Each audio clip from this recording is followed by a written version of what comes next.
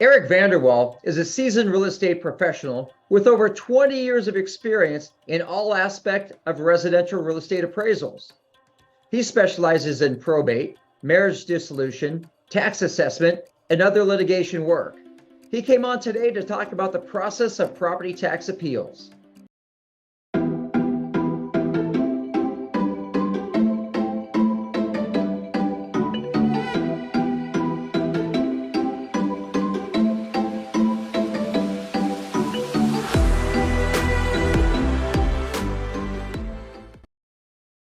Hello, Eric. Thanks for coming on with us today.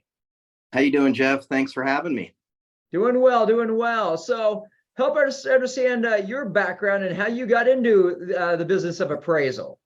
Sure. So I graduated from the University of Washington in 1995 and was looking at some different career options. And I actually took the real estate, the realtor's course, the 30-hour course, just mostly out of curiosity. And when they got to the section about appraisals, the light bulb kind of went off and I said, boy, this sounds really interesting. So pursued a little bit more, took a couple classes, and then got hired by the guy by the name of Alan Pope, who was my mentor and trained me, and then got my license in 1999. And from there, since then, I've been appraising real estate. Started my own firm about 3 years ago, and yeah, been a great career. Got my son working for me now, so. Well, good. Well, tell us a little bit more about your business and the services you provide. Sure. So I primarily do what we call private fee work, or sometimes what's referred to as non-lender work. So most appraisers, or at least what most people think of as appraisers, as doing appraisals for loans, refis, sales. I do very little of that type of work. My work is mostly litigation work. So a lot of divorces, state tax planning, probate, other court type cases where they need an appraisal on a residential property. So that's been my primary focus for probably about 6-7 years now. Great. Well, one of the things you do is help people with property tax appeals. So Exactly. sticker shock tax statements went out here recently, and I know that some people will have some real sticker shock to what they're receiving in the mail. So help us understand, like, start with what are the property taxes for? Why does Washington assess property taxes, and what's the revenue? Give us just a little background about that.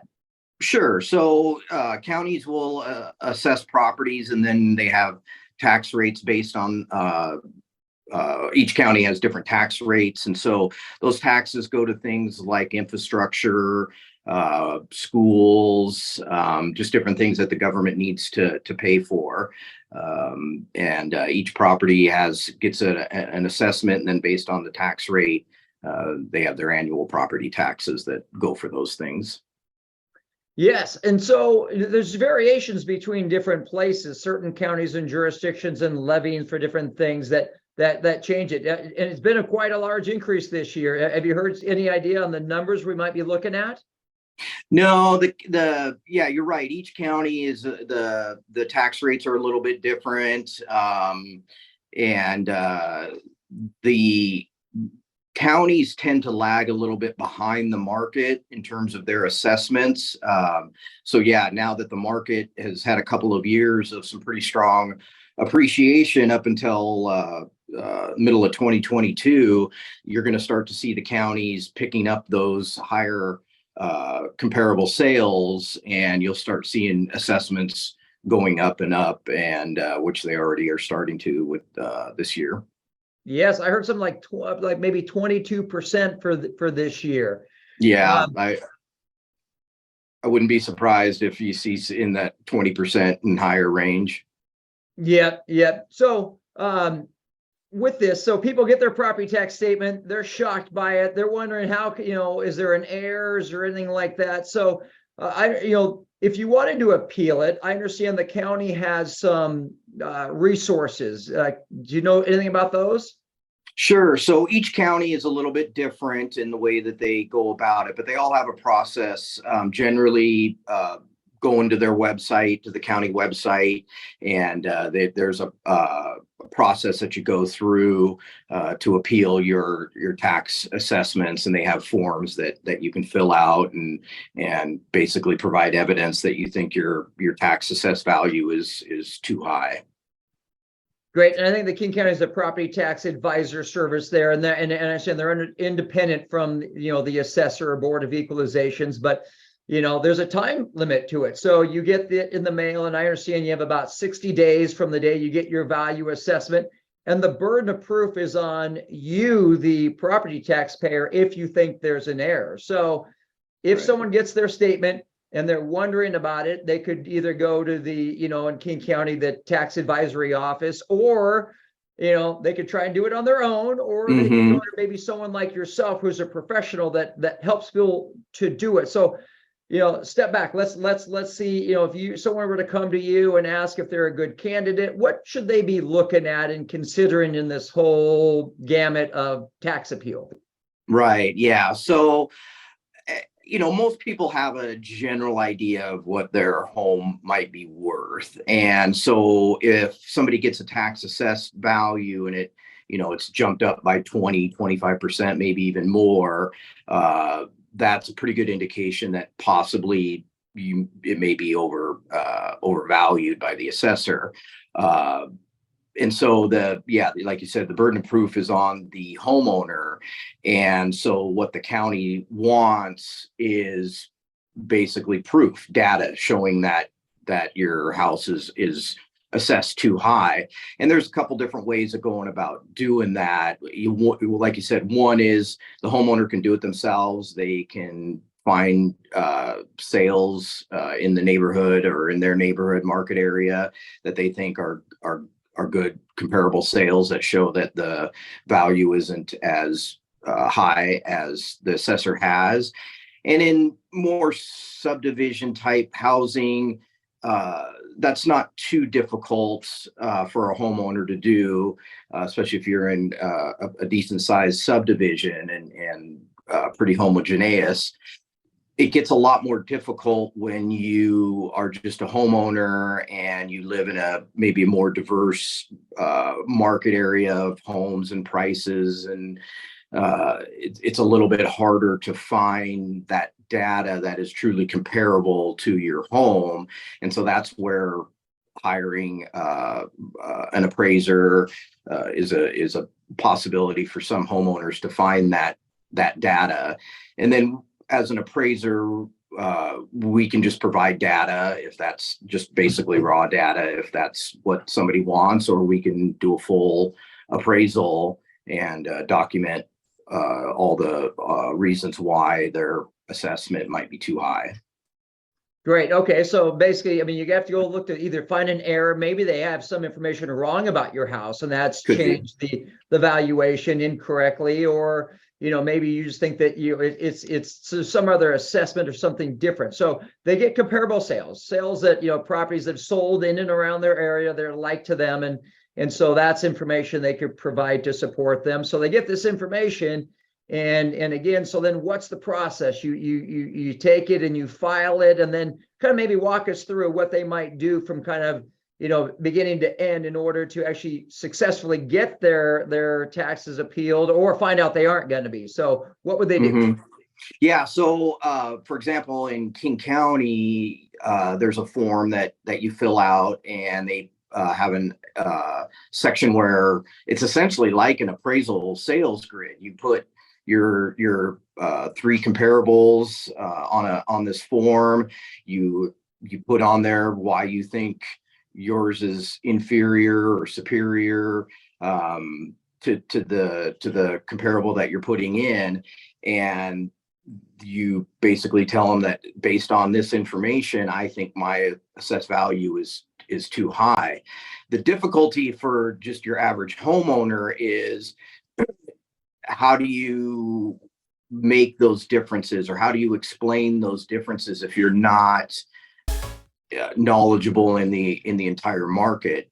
For example, if you say I've got a 2-car garage and the house next door has a 3-car garage, well, what is the difference in the market? Well, if you're not knowledgeable in your market area, or you're not a realtor, appraiser, somebody in the real estate market, you might not know how to make those differences and explain why a 3-car garage is worth X amount dollars more than a 2-car garage, for example. So as a homeowner, it's a pretty somewhat difficult process to do just on your own, without having some of that knowledge of the market. And that's where an appraiser can help out with that, especially, like I said, if you've got a more of a unique property, or just a property that where it's a lot of diversity in the housing and site areas. That's where it gets to be a lot more difficult for a homeowner to do on their own. Got it. I mean, there's things like, views and slope, size of the property, other nuisances. Maybe you're near an airport or something like that, that may impact the value. So obviously, Right. All those things that you may, hey, these are our best things we can do, and put our best foot forward. So, okay, so someone's getting ready to go in and do this. Are they going in, like, you got a judge and a gavel there, or you got the 3-panel member? What would someone expect if they were trying to do this on their own to go in and to make their case?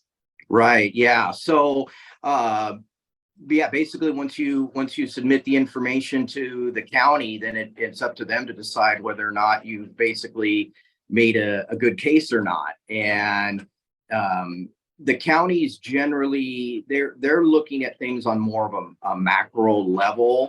So they're just taking more data, not necessarily comparable data. So when you give them more of a, just say, 3 comparables on a form, they're going to have to look at those a little more closely than what they're typically used to. And so it depends a little bit on how they view whether or not the data you provided is reasonable or not. And if they do, then they may lower your value. And if they don't, then they won't. Good. And if they do, can you say, all right, done, this is it forever? I mean, or might someone have to go do this again even if you were successful, he might have to go do it again in the future? How often are they doing these assessments? Yeah, so they do assessments every year. You're going to get your tax assessment value, and like I said, more of a macro. So they're going to look at all the sales within a certain range, but that doesn't necessarily mean that they're in the same market area. So a lot of times those assessed values can vary quite a bit, just depending on where they're pulling their data from, and they also how far back they go. The county tends to go a lot further back in time than say an appraiser would. So that you may get it lowered one year, and then it may end up back up where it was, or even higher the next year, depending on what they use for their data. Death and taxes, they're always something we have to deal with. And one of the things that I've heard people talk about for valuations is when it's effective. So, as I understand, it's January. So for January 2023, they're looking at the value of your property as of January 1st, 2022. So it's not exactly, current, that they're looking at their data. Right. And even I know in King County, they've said they go back as far as 3 years, which is quite a broad range, because, if we go back 3 years, that's pre-pandemic or right at the start of the pandemic. And obviously the market was very different in 21 and 22 as it is the latter part of 22 and now into 23. So even going back 9 months, the market's changed quite a bit. So when you're going back year, 2 years, even 3 years, it's a completely different market that we have now. And so while some areas have declined by 20% over the last, say, 9 months, the county could still be looking at sales and data that occurred during that massive appreciation we had in 21 and early part of 22. So yeah, the county will likely still have assessed values going up, probably even into 2024. Yeah. Well, so as I was saying, people recently got their statements. They're going to look at them. There's some sticker shock. One is there's only a certain amount you can do. I mean, if someone were to come to, I mean, I'm sure we're all a little bit upset about what we might like the valuation of our properties that have gone up, but we don't like the resultant, tax increase that we might be dealing with. And so just because we don't like that doesn't mean we can appeal it. We got to go find some error or reason Right. before someone would want to take the energy to go do it on their own, or to hire a professional that may cost money to help them to do it. Right. Yeah, just because values have gone up isn't a reason to say that your value is too high. We all are getting a lot of sticker shock. And like you mentioned, it was great when we were seeing our home values increase in 21 and 22. But of course, yeah, the flip side of that is that means your assessed value is going to go up as well. The part where people can really look at is to say, yes, it went up in 21 and 22, but now we're starting to see this decline. And if the market continues to decline, you're going to see assessed values exceed likely what could be market value in the for a lot of people. And in that case, yeah, it makes sense to try to see if you can get it lower down if you feel they've just overshot their assessed value. Good. Okay, so pivoting a little bit. So I work with college students that are going to be getting ready to graduate here in a few months, and I know that you have a recent grad in your household and in one in college. So if you had some advice for a young, driven college student getting ready to go out into the real world, what advice might you have for them? Yeah, the biggest thing is I've always been a big proponent of just working hard. If you have a passion for what you do and you're willing to work hard at it, I believe you will be successful. There's no shortcuts in this business. There's no shortcuts in if you want to be successful. It really just comes down to how hard are you willing to work. And if you're willing to work hard and you're passionate about what you do, then I see no reason why you wouldn't be successful. Great. Okay, another question. So is there a book that has had some great impact or influence on your own life? Yeah, when I first got started in my career as an appraiser, the Alan Pope, the mentor that I had, was and is a big proponent of the Appraisal Institute, and so they publish a lot of books about appraising. And so the one of their basic fundamentals of real estate book really got me excited about appraising and real estate, and that was one of the most influential books as far as my career goes. Great. And I think I have this one here that I had to read for class. I don't know that I got excited about it. I guess use it for a paperweight or something to help fall asleep. But no, it is actually a very good book on understanding the appraisal process and what goes into it. So, okay. So finally, if people wish to connect with you, what's the best way for them to do so? Yeah. So if you're looking, either for a tax assess questions or like I said, even just providing some information and data. Of course, as I mentioned, do a lot of divorce cases and state tax planning. So best way is either my phone, which is 206-372-3193. My email, eric@vanderwaalappraisal.com, or you can go to our website, vanderwaalappraisal.com. Great. Well, we'll include those links here in this video as well. And Eric, thanks for coming on today and sharing your knowledge and experience. Thank you.